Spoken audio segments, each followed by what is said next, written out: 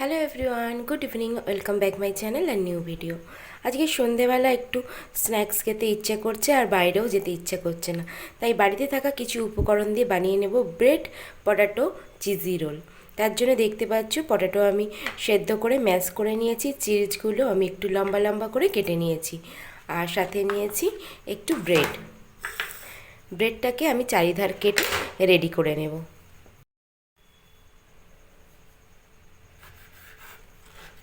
এইভাবে ব্রেডগুলোকে আমি কেটে রেডি করে নিয়ে ফিরে আসছি।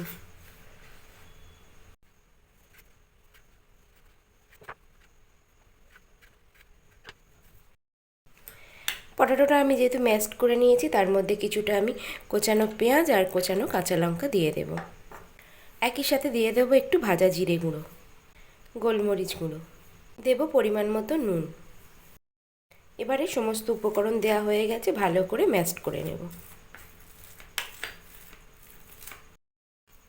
এটা আমার ভালো করে মেখে নেওয়া হয়ে গেছে। এবার কেটে রাখা ব্রেডগুলোকে একটা জলের মধ্যে চুবিয়ে এইভাবে হাতে প্রেস করে নেব। দেখো এইভাবে সব কটা ব্রেড একইভাবে আমি জলের মধ্যে দিয়ে প্রেস করে নিয়ে ফিরে আসছি।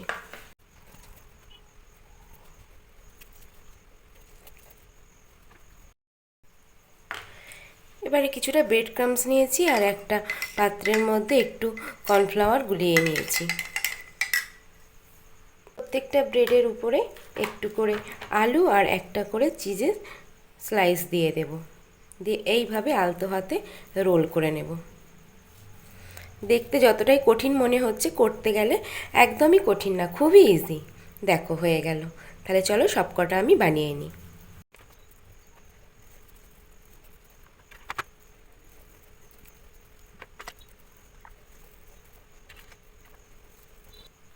রোলসগুলো আমার বানানো হয়ে গেছে। এবারে একটু ব্রেড ক্রাম্বসে গড়িয়ে নেব।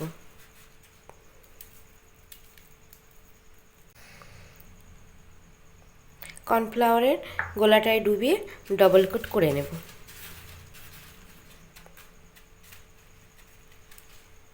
দেখো কত ইজি না? তাহলে চলো সব কটা বানিয়ে নেওয়া যাক।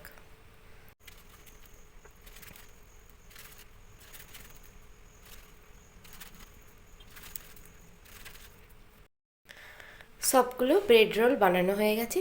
চলো তাহলে এবারে স্যালো ফ্রাই করে নেওয়া যাক। তেলটা গরম হয়ে গেছে, ব্রেড রোলগুলো এবারে দিয়ে দেব। আজকের আর ডিপ ফ্রাই করবো না, স্যালো ফ্রাই করেই দেখাবো। আর আমি এতে মজারেলা চিজ ইউজ করেছি, তোমরা চাইলে রেগুলার চিজও ইউজ করতে পারো, তবে মজারেলা চিজটাই এতে বেশি ভালো লাগে।